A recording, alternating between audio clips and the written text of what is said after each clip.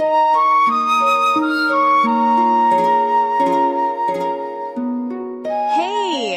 Welcome to Kiddies Gospel.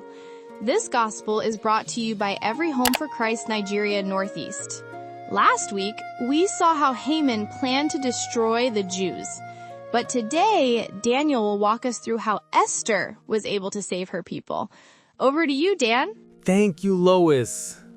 The news spread quietly, like a shadow through the streets of Susa.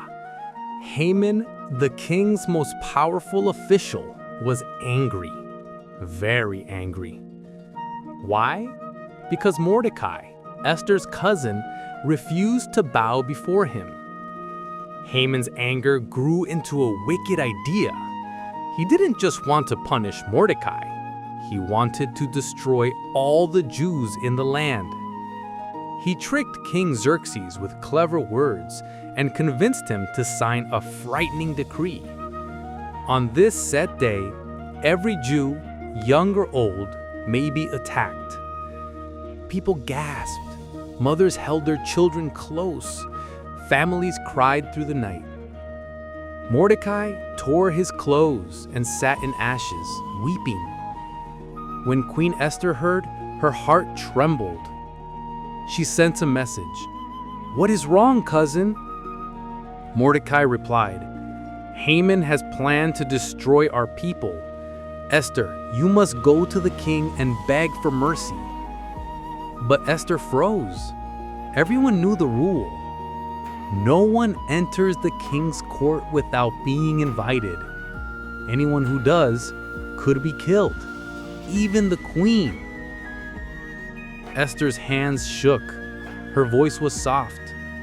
"If I go to the king, I might lose my life." But Mordecai's next words were firm and full of faith. "Esther, maybe you became queen exactly for this moment, to save your people."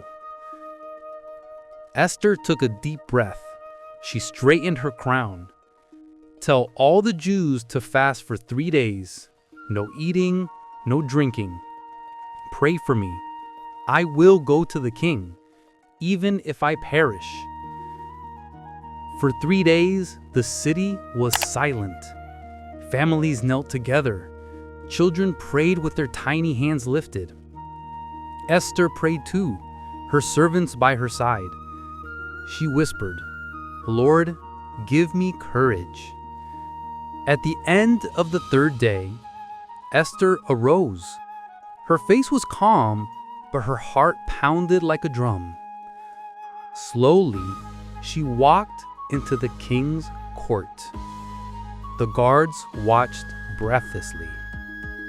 King Xerxes looked up at her, and then he smiled and lifted his golden scepter toward her.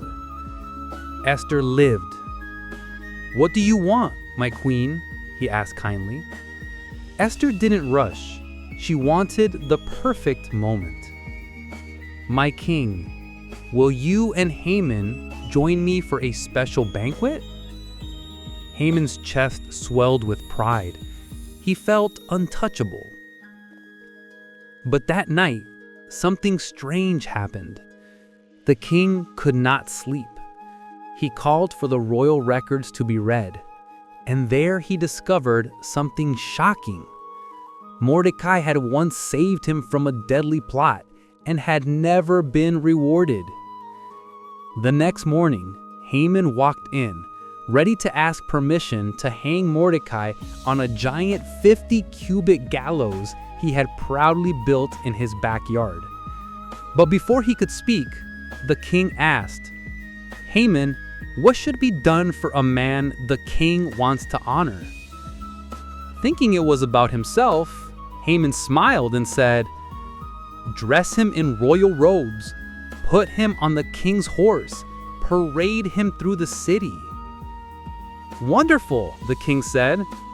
"Go and do that. For Mordecai." Haman's jaw dropped, but he had no choice. Later, at Esther's second banquet, the moment came. The king asked again, "What is your request, my queen?" Esther rose slowly. Her voice was steady, but everyone could feel the tension. "My king, my life is in danger. My people are in danger. Someone wants to destroy us." The king shot up. Who would dare do this?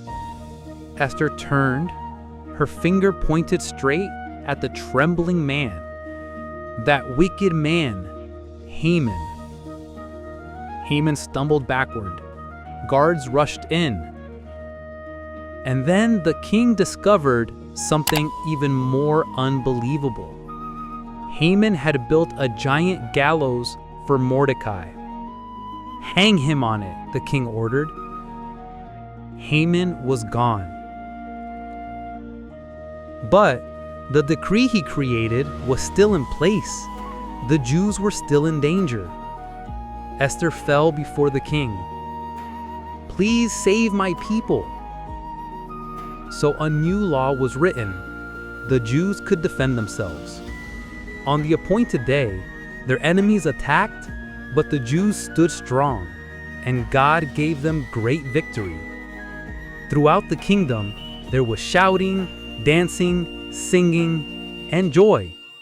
And every year since, the Jews celebrate Purim, remembering how God used a brave young woman to save an entire nation.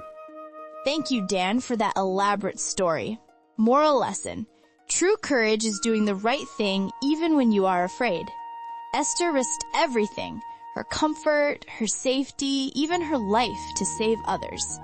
God can use anyone who is willing to trust Him, pray deeply, and stand with boldness.